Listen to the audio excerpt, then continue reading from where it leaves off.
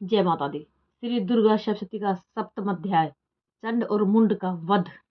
महर्षि मेधा ने कहा, सत्यराज की आज्ञा पाकर चंड और मुंड चतुर्गुणी सेना को साथ लेकर हथियार उठाए हुए देवी से लड़ने के लिए चल दिए। हिमालय पर्वत पर पहुंचकर उन्होंने मुस्कुराती हुई देवी जो सिंह पर बैठी हुई थी देखा।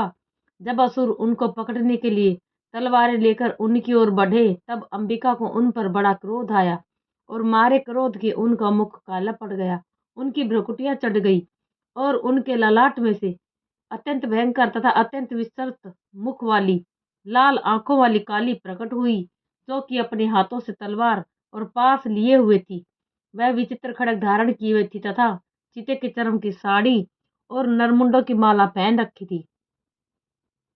उसका मांस सूखा हुआ था और शरीर केवल हड्डियों का ढांचा था, और जो भयंकर शब्द से दिशाओं को पूर्ण कर रही थी, वह असुर सेना पर टूट पड़ी और दैत्यों को भक्षण करने लगी।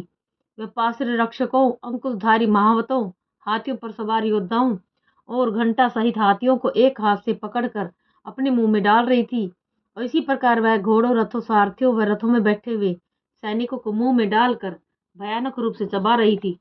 किसी के केस पकड़कर, किसी की गर्दन पकड़कर, किसी को पैरों से दबाकर तथा किसी दत्ते को छाती से मसल कर मार रही थी।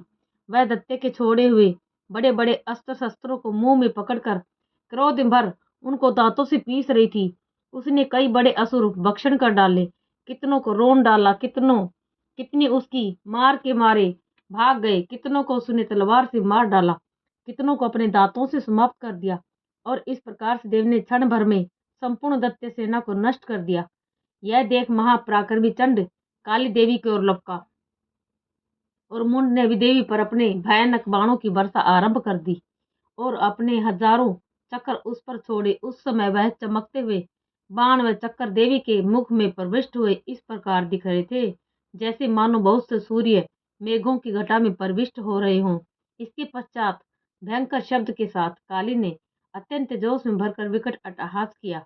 उसका भयंकर मुख देखा नहीं जाता था। उसके मुख में श्वेत दांतों की पंक्ति चमक रही थी। फिर उसने तलवार हाथ में लेकर हुम शब्द कहकर चंड के ऊपर आक्रमण किया और उसके केस पकड़कर उसका सिर काटकर अलग कर दिया। चंड को मरा हुआ देखकर मुंड देवी की ओर लपका, परंतु देवी ने क्रोध में भरे उसे भी अपनी तलवार से यमलोक पहुंचा दिया। चंड और मुंड को मरा हुआ देखकर उसकी बाकी बची हुई सेना वहां से भाग गई। इसके पश्चात काली चंड और मुंड के कटे हुए सिरों को लेकर चंडिका के पास गई और प्रचंड अट्टहास के साथ कहने लगी, हे देवी, चंड और मुंड दो महादत्यों को मारकर तुम्हारी भेंट कर दिया है। अब शुंभ और निशुंभ का तुमको स्वयं वध करना है। महर्षि मेधा ने कहा, वहां लाए हुए चंड और मुंड के सिरों को देखकर कल्याणमयी चंडी ने काली से मधुर वाणी में कहा, हे देवी, तुम की चंड और मुंड को मेरे पास लेकर आई हो, अतः संसार में चामुंडा के नाम से तुम्हारी ख्याति होगी।